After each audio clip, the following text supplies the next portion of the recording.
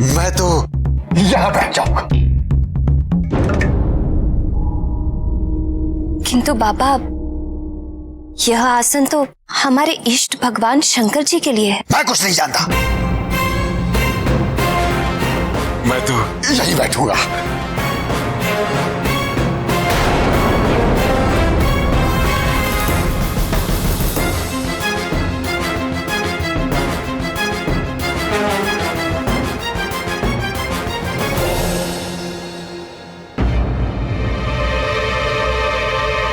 खड़े खड़े एक दूसरे का मुंह क्या देख रहे हो? लाओ, मेरे लिए भोजन परोसो।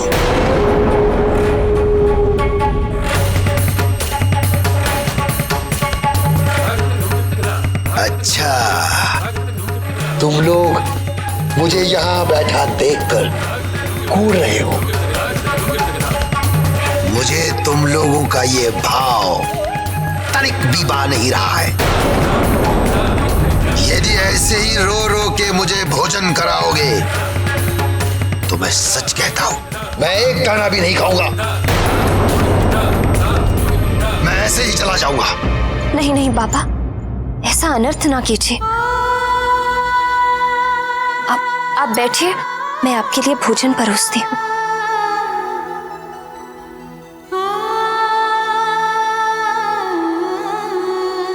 रुको। अब क्या हुआ बाबा? मुझे हाथ धोने की शिक्षा दे रही थी और स्वयं बिना हाथ धोए ही मेरा भोजन परोस रही हो। किंतु बाबा, मेरे हाथ तो शुद्ध हैं। और फिर आपने ही तो कहा। तेरा मेरा क्या मेल है? मैं तो भिखारी हूं, तू तो गृहस्थन है। तुझे तो शुद्ध अशुद्ध का विचार करना चाहिए।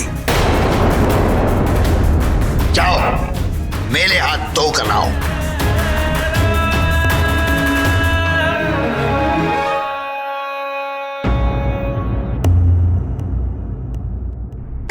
पंखा क्या देखने के लिए रखा है? बाजू में बल नहीं है। पंखा चलाओ।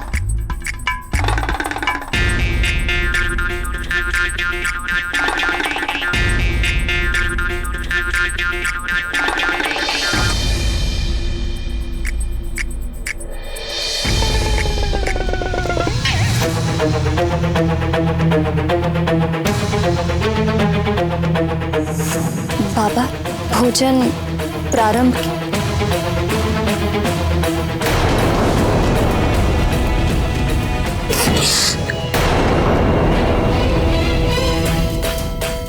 पूरी कैसे पकाई है? आधी कच्ची, आधी चली हुई।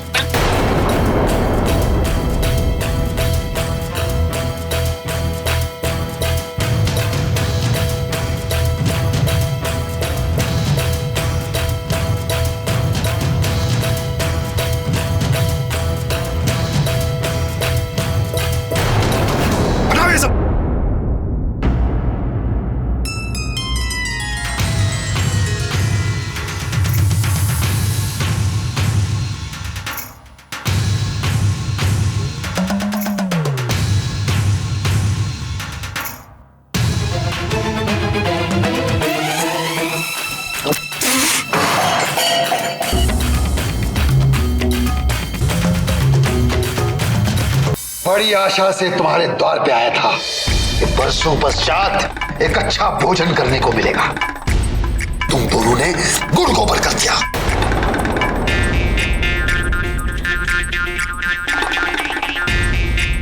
फिर भी अच्छा ही हुआ, मैंने तुम्हारा सत्कार स्वीकार कर लिया। भूखे का पेट भरकर कुछ तो पुण्य मिलेगा तुम्हें, नहीं तो उस अवगढ़ अहोरी जटाजुटी शंकर की सेवा करने से तुम्हें कुछ नहीं मिलने वाला था। भस्म लपेटकर, गले में नागमाला डालकर, भयंकर रूप धारण करके शमशान में बैठने से कोई भगवान नहीं होता।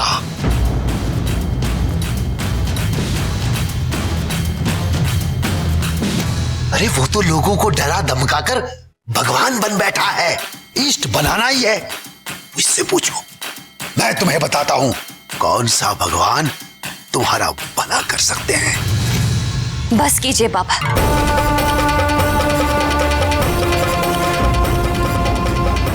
आप हमारे अतिथि हैं, किंतु हमारे परम आराध्य भगवान भोलेनाथ का अपमान करने का आपको कोई अधिकार नहीं।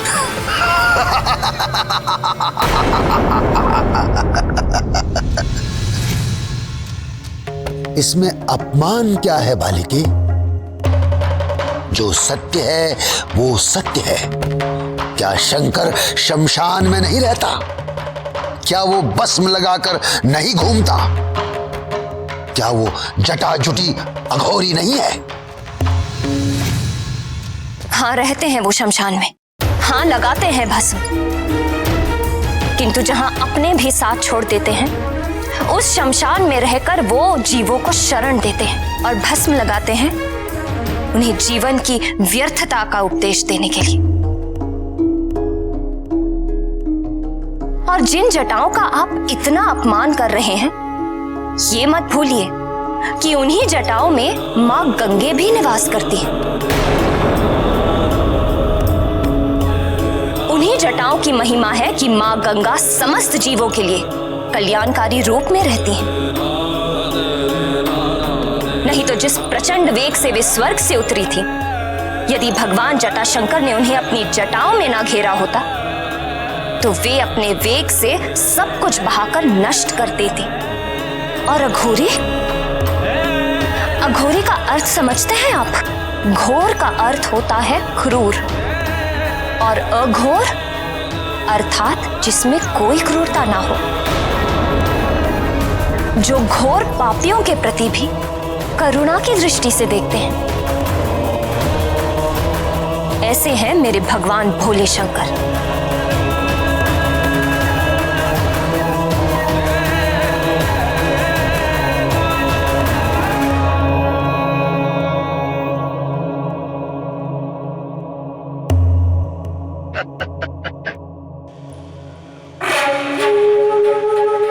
तेरी तो मति मारी गई है।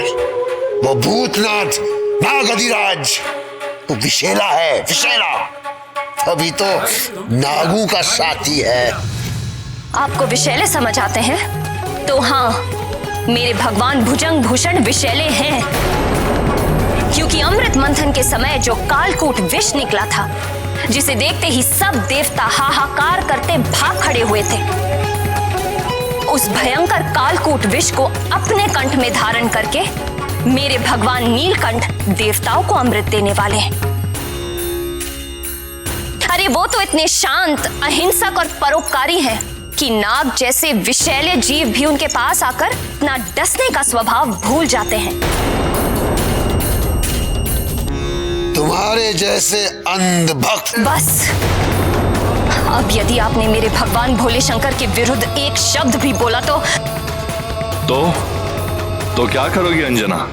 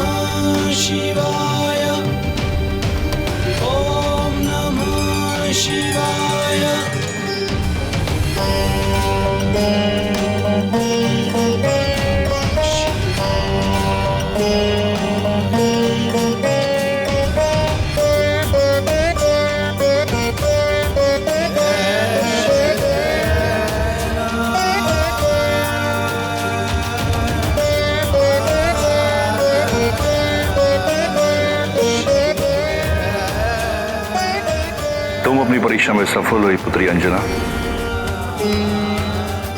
मैं तुम्हारी भक्ति और तपस्या से अति प्रसन्न।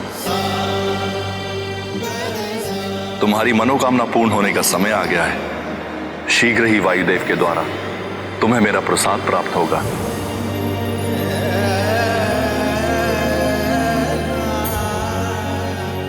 उसे अपने पति वीर केसरी के हाथों स्वीकार करना।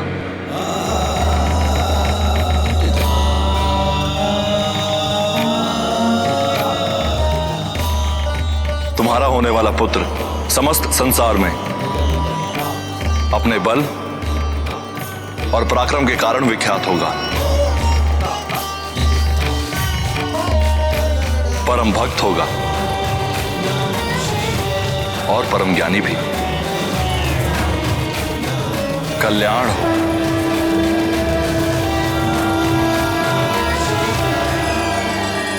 भगवान गौरीनाथ।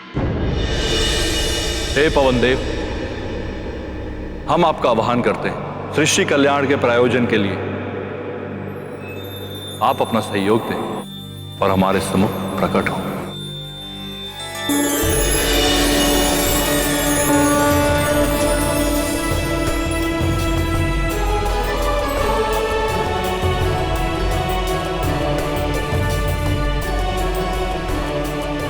जगत जननी माता पार्वती और जगत गुरु भगवान भूपति की जय हो। मैं कृतार्थ हुआ महादेव। अपने तेज को वहन करने के लिए आपने मेरा चुनाव किया है। ये मेरे लिए बड़े सौभाग्य की बात है। आदेश करिए भगवान रुद्रेश्वर।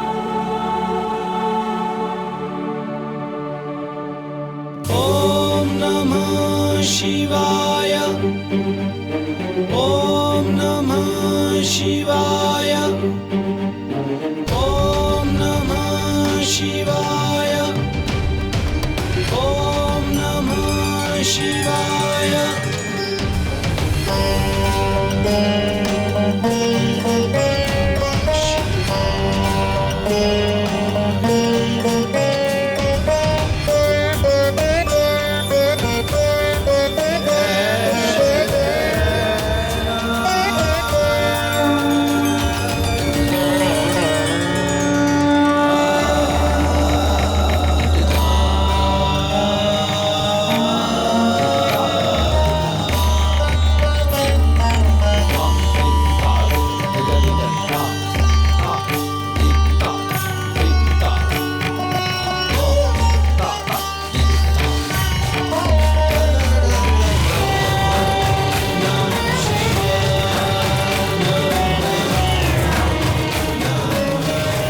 आप जानते हैं कि आगे आपको क्या करना है।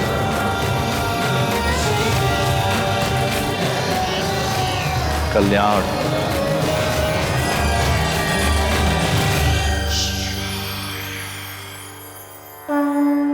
ओम नमः शिवाय ओम नमः शिवाय ओम नमः शिवाय ओम नमः शिवाय। शंकर जी ने दे दिया तेज, पवन सुत अब आने वाले हैं। भक्ति में होकर प्रवीण वो मग्न राम गुण गाने वाले हैं। जटाधारी शिव शंकर शंभो महादेव शिव शंकर शंभो। जटाधारी शिव शंकर शंभो महादेव शिव शंकर शंभो। देवों का सब करेंगे काज, नष्ट करेंगे पाप का राज। विष्णु वचन की रखने लाज, ले रहे हैं अवतार आज। अन्यायी दल में भय का हाहाकार मचाने वाले हैं। हाहाकार मचाने वाले हैं। शंकर जी ने दे दिया तेज, पवन सुत अब आने वाले हैं।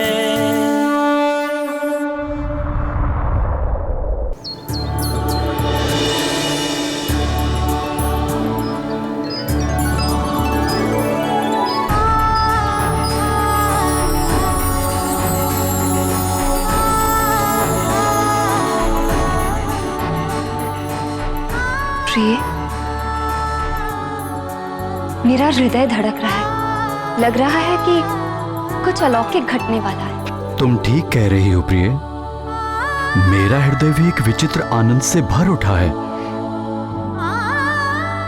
और देखो ना,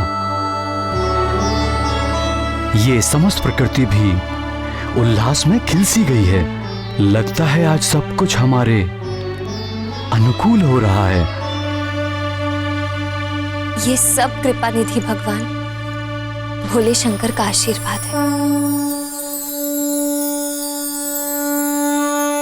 दीन जन की करेंगे रक्षा, वज्र बनेगी सूर्य की कक्षा, भगत जगत के लेंगे शिक्षा, बल विद्या की देंगे भिक्षा, बलिदान प्रेम बैराग के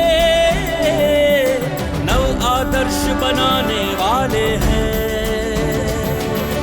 नव आदर्श बनाने वाले हैं। शंकर जी ने दे दिया तेज देवी अंजना, पवन सुत वनराज केसरी, मैं पवन देव हूँ। भूत भावन भगवान शंकर और माता भवानी का संदेश लेकर आपके पास आया हूँ। वे दोनों आपकी श्रद्धा और तपस्या से अति प्रसन्न हैं दे दिया तेज पवन और उन्होंने अपने आशीर्वाद के रूप में ये प्रसाद भेजा है। हे वानर राज, देवी अंजना के लिए इस फल को आप ग्रहण करें। ओम नमः शिवाय, ओम नमः शिवाय, ओम नमः शिवाय, ओम नमः शिवाय, ओम नमः शिवाय, ओम नमः शिवाय।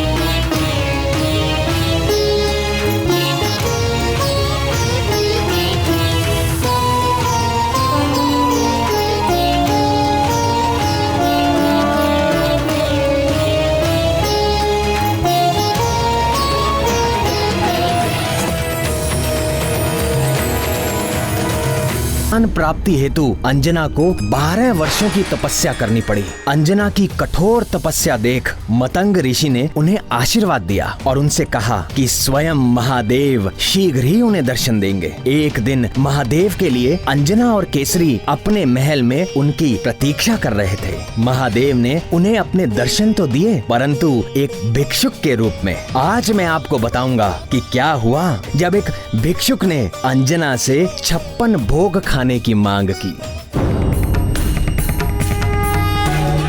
इनके जाने से कहीं कोई अनर्थ ना हो जाए। और फिर बाबा ठीक ही तो कह रहे हैं, है तो ये अतिथि और अतिथि देवो भव। जो भी हो, हमें इन्हें प्रसन्न करके यहाँ से भेजना चाहिए। रुकिए बाबा।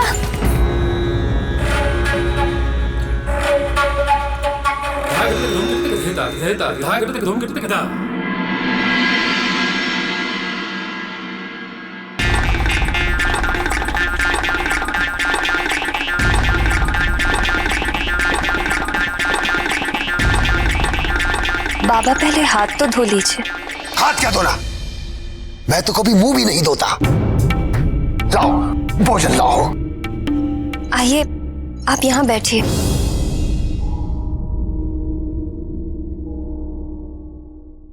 नहीं,